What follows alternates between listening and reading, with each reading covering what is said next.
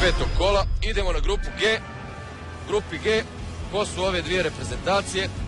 Bosna i Hercegovina, Grčka. Ovi bijeli djeluju kao neki reptili, kao neki zmajevi. Sjetimo se, evo Adnana, ko smo danas davno čestitali rođendan.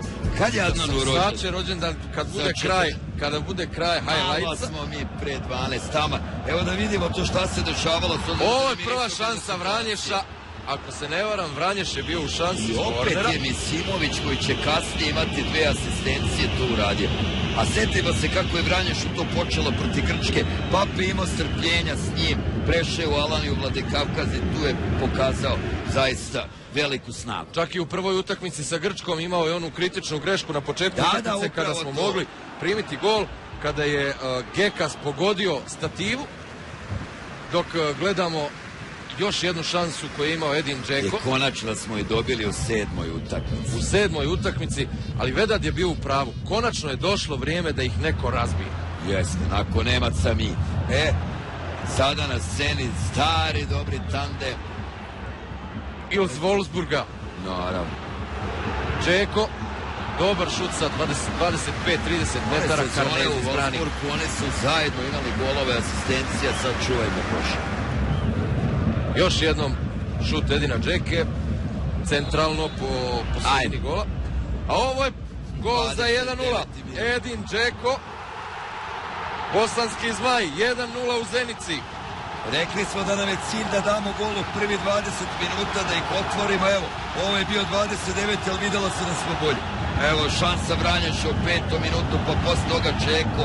Jednostavno smo ušli u utakmicu da iskazimo i završili smo više s tim mentalnim glupostima. Grci zaista 90 minuta nisu imali zrele prilike za pogodu. Ja sam imao priliku da gledam drugo poluvrijeme. Ovo je Lulić. I sada će do lopte doći Mujića i izgledati penal. 11-terac, čist kao suza. Lopta na bijelu tačku. Zavelas je tom prilikom dobio žuti karton. Jeste i nema razloga da se buni kao što se buni. 11-terac je bio čist. Jako je dobro, Mujića nije do skora igrao. Tek je skoro zaigrao za Freiburg. Sada smo u ovoj situaciji, a sreću treba zaslužiti posle ovog penala.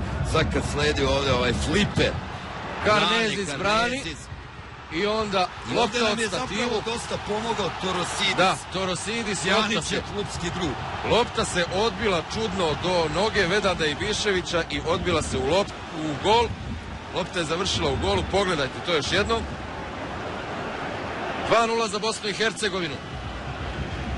To je zaista bilo i snova. Kao što smo rekli, ti Vedo ste baš onako bili fajterski nastrojeni. Ja skromno 1-0, drago mi je što se pogriješio. 39. minut, možda jedna od rijetkih prilika koje su imali Grci. Samaras lijevo. Opasan šut. Međutim... Pa dobro, u 39. minutu morali su oni da šutu. To je bio Jose Kolebac. Počemo, on je pola Grk, pola Urugvajac. Evo Misketa. Dobra šansa još jedno. Ovo je inače tek 4. poraz Grčke u mandatu selektora Santosa koji traje 2,5 godine. I ovdje je priča bila završena. 3-0. I to fenomenalan minut. 28. gol Čeke za Bosnu i Hercegovinu. Jednostavno 53. minut, početak drugog poluvremena, uvek postoji opasnost da smanji protivnik. Ovo je gol koji je zapečatio Brazil. Moram primijetiti da je Bosna i Hercegovina, da je naša reprezentacija na mrtvu loptu. Evo, kao i možete to i sami vidjeti. Sve šanse ili većina šansi je došla u situaciji mrtve lopte kada smo imali neki slobodan udarac 30-40 metara daleko od gola.